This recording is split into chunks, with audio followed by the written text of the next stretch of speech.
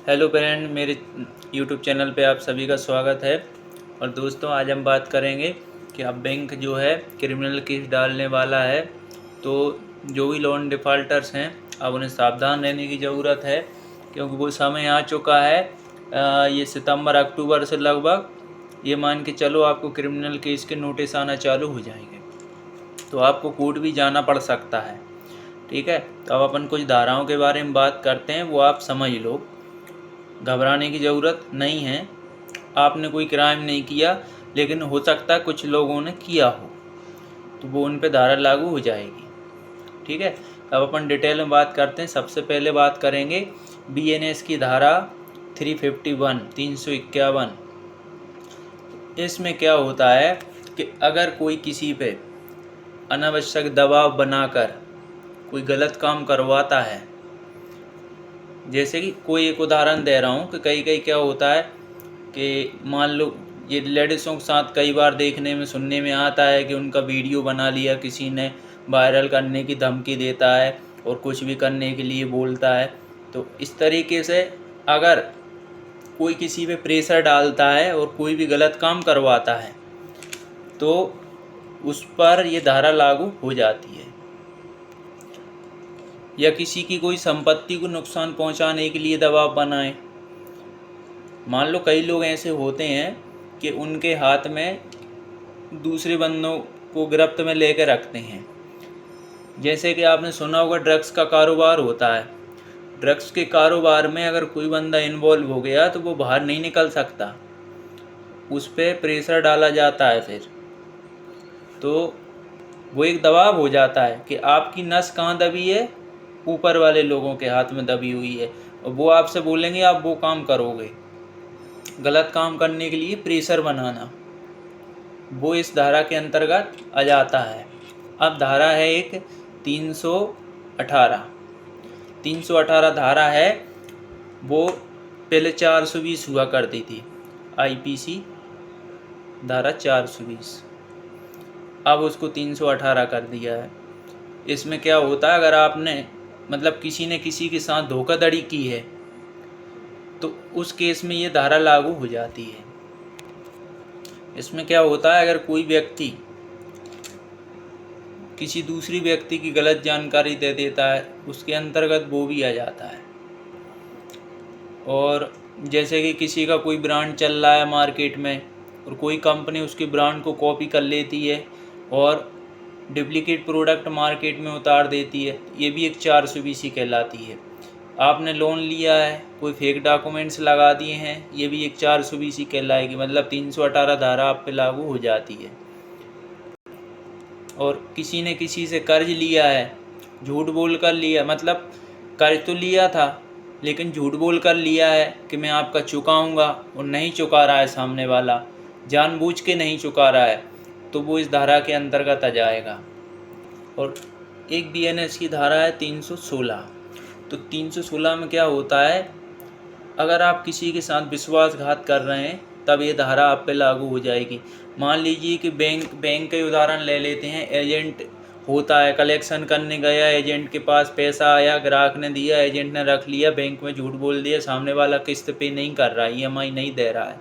ठीक है, तो जो बहुत सारी जो किस्तें होती हैं कैश में भी होती हैं, और अधिकतर उनमें ये घपला हो जाता है। और कई कई बैंक वाले ऐसे रहते हैं, मैनेजर ऐसे रहते हैं कि वो भी कांड कर देते हैं।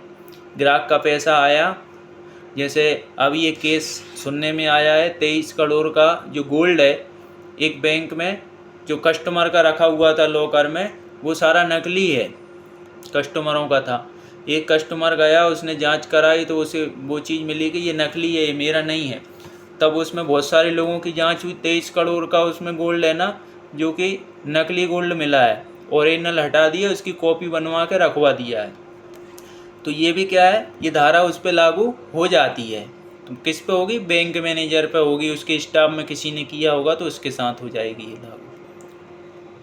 या किसी कंपनी में जो मैनेजर हैं, बहुत सी जगह क्या होता है कि बहुत मतलब विश्वास करता है, बॉस विश्वास कर रहा है कि मेरा मैनेजर बहुत अच्छे से काम करता है, और वो मैनेजर विश्वास की आड़ में 2 नंबर में मतलब पैसा कमाता है, उसी सेठ के यहाँ चोरी करता है, वो बंदा भी इसमें आ जाता है गिनती में।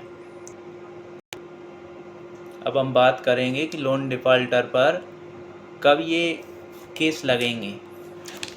किसी ने लोन लिया, उसने पे स्लिप है ना, सैलरी 20,000 थी, पे स्लिप 40,000 की लगा दी और लोन ले लिया, मतलब बैंक से ये क्राइम की श्रेणी में आ जाता है। तो ये हो गया।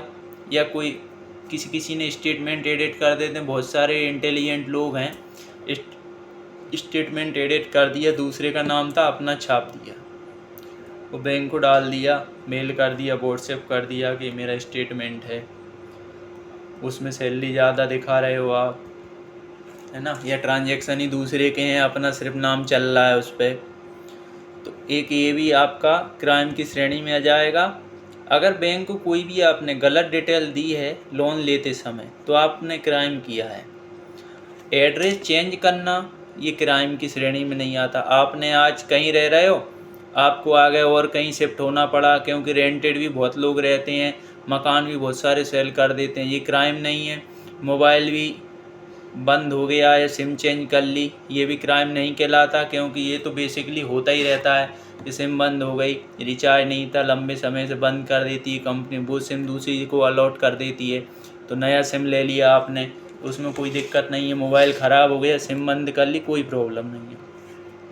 और अगर आपने बैंक से पैसा लिया था कि कोई भी काम है, उस बंदे ने लिया लीगली, मतलब अपने घर पे कोई परेशानी आ गई है, मेडिकल इश्यूज आ गए, कुछ भी आ गया, या बिजनेस लॉस हो गया, और वो पैसे नहीं दे रहा था, ये क्राइम नहीं है।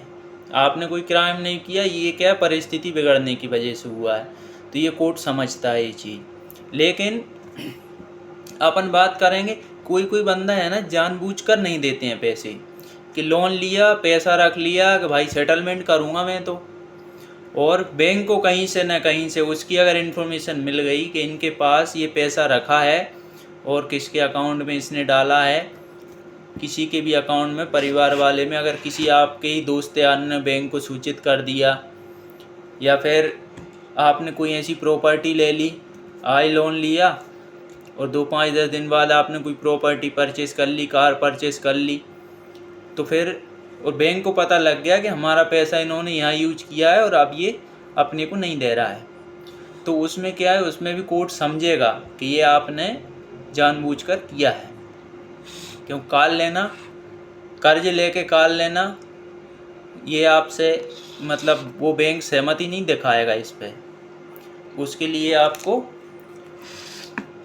मतलब उनका पैसा वापस करना ही पड़ेगा फिर, क्योंकि कोर्ट ये करवा सकता है। अगर कोर्ट को पता लगा कि इसने जानबूझ के पैसा नहीं दिया है सामने वाले का, इसने प्रॉपर्टी खरीद ली, प्लॉट खरीद लिया, मकान खरीद लिया, अब ये पैसा नहीं दे रहा है, तो वो बोलेगा भाई उसको सेल करो, उस पर लोन ले लो, इनका चुका दो, ठीक है ना।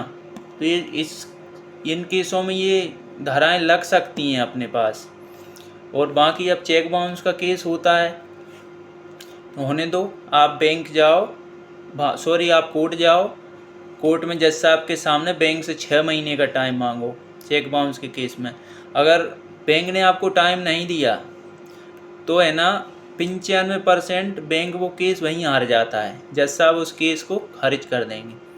और अगर आपको टाइम दे दिया बैंक ने, 6 महीने का टाइम दे दिया, आपने बोला 6 महीने का टाइम चाहिए, उन्होंने जज साहब के सामने टाइम दे दिया, तो भाई साहब एक चीज़ ध्यान रखना, वो पाई आपको लौटाना पड़ेगी और हो सकता है कुछ इंटरेस्ट भी देना पड़ जाए। तो इस चीज़ का विशेष ध्यान रखना है।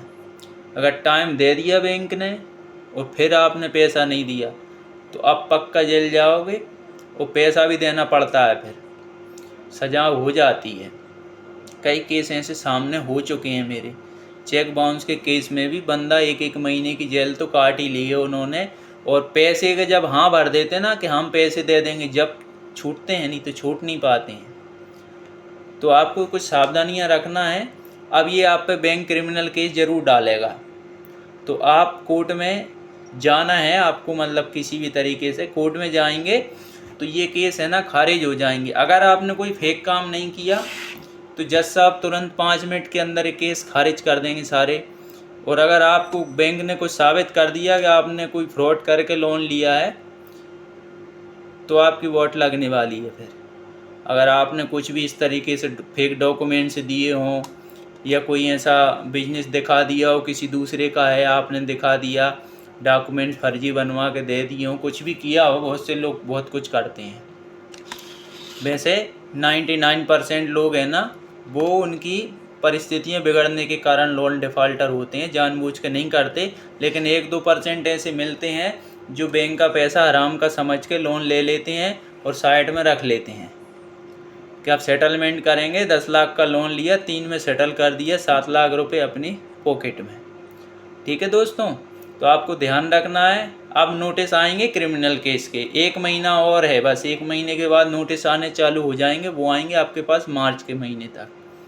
और कुछ जो लकी कस्टमर रहेंगे उनके लिए बहुत अच्छा सेटलमेंट ऑफर ही मिलेगा। 15%, 20%, 25% में सब लोन सेटल होते हुए चले जाएंगे अब आपके। इसलिए अभी अभी बैंक की कॉल और एजेंट की विजिट बढ़ गई है। ठीक है, और कोई जानकारी आपको लेना हो तो आप ले सकते हैं।